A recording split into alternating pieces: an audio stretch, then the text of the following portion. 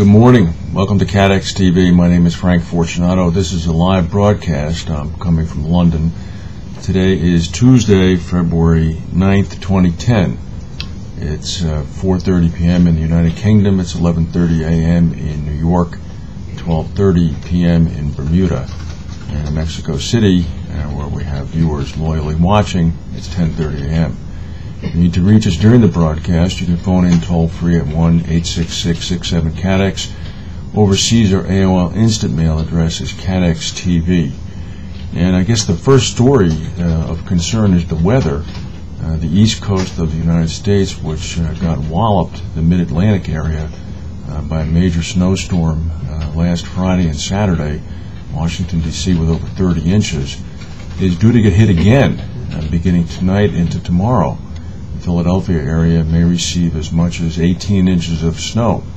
So this will cause traffic chaos as well as work absences and perhaps some utility issues as well if some of the poles freeze.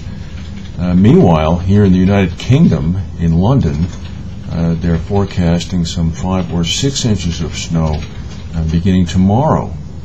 So the rather inaptly named global warming, perhaps climate change would have been better, someone suggested at a meeting yesterday, is unfolding as we all can see and testify to. Meanwhile, in our main story, once again, unfortunately for Toyota, continues to be Toyota's safety issues with their vehicles. The Toyota hybrid, the Prius, is the latest to be recalled.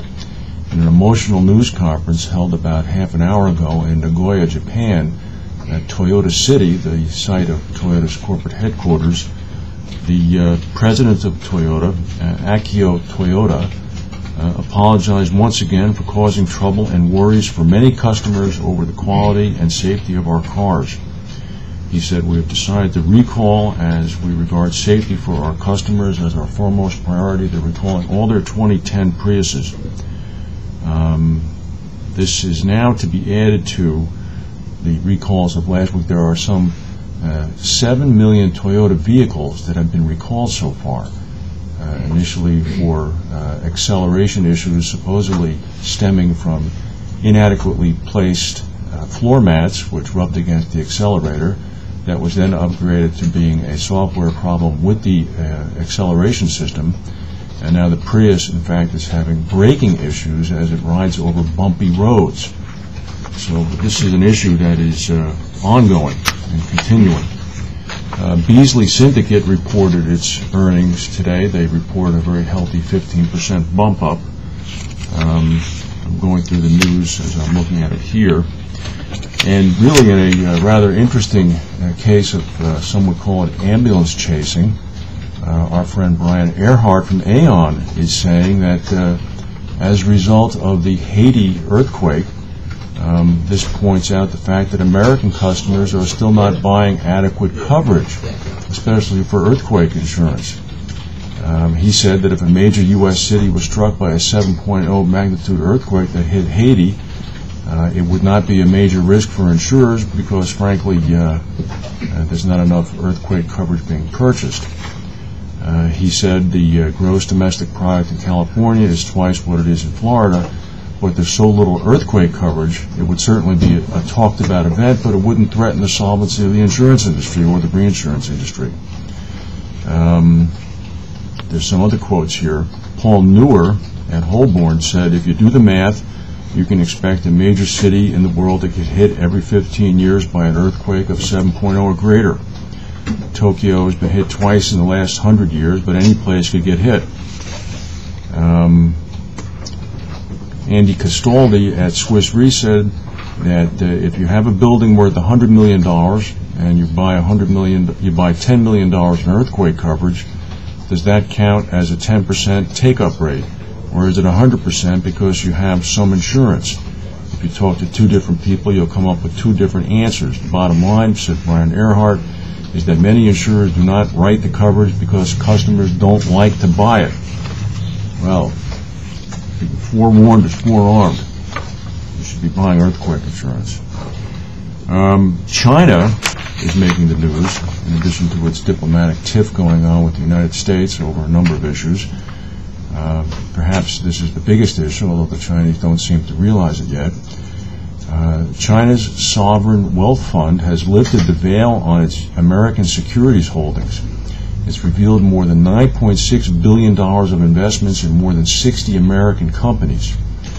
In an SEC filing on Friday, the China Investment Corporation reported that it had spread its investments among a wide variety of index funds and blue-chip companies such as Citigroup, Coca-Cola, Visa, Pfizer, and Apple. It also disclosed a $715 million position in the Wall Street investment firm BlackRock, a $500 million position in the Brazilian metals giant Vale.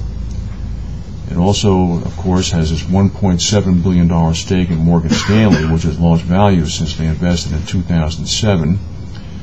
And they are now investing $1.5 billion for a 20% stake in the Arlington, Texas-based AES, an independent electric power company.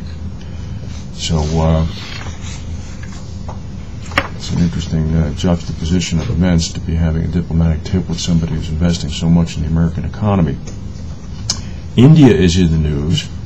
Apparently, a recent kidnapping of a 3-year-old son of the CEO of Adobe Systems in India set off some alarm bells amongst many corporations, sparking a rush to have their key executives and families covered by kidnap and ransom insurance. According to the CEO of Ergo General Insurance, the latest general insurer to launch K&R coverage, it's estimated that there will be about 150 K&R policies issued in the Indian market on an annual basis. According to Ernst & Young, the global size of the product is in the range of $20 to $25 million. And they say that actually Marsh India says that India has the dubious distinction of ranking 5th amongst the top 10 countries worldwide for kidnapping. K&R insurance is expected to grow further in India with the increase in the number of Indian companies expanding their global presence into areas such as Africa, Sri Lanka, and the Middle East. We'll continue with some of the rest of the news later on today as it breaks. In the United States, a very influential American congressman, Democrat John Murtha from Pennsylvania, died at the age of 77. The American stock market took a nosedive yesterday. Here in the United Kingdom, there are two issues of concern. One of them is swirling about the pending exit of several members of Parliament who have been accused of wrongdoing, who are having their so-called golden parachutes held up. Apparently each member of Parliament receives approximately £60,000 for readjustment or transition expenses as they make their way back to the private life. The Speaker of the Parliament last night arbitrarily held up that payment pending the resolution of some of the legal issues. And also a 49-year-old, very high-ranking member of the Metropolitan Police, a gentleman of Iranian extraction, commander in the Metropolitan Police, was found guilty of corruption charges. And apparently the tabloids are referring to him as a bit of a tyrant, and he's being led off to jail. So that's the news that we have for today. If we have any other breaking news, we'll come back and tell you. In the meantime, thank you for watching, and we'll see you tomorrow from London, where it might be snowing.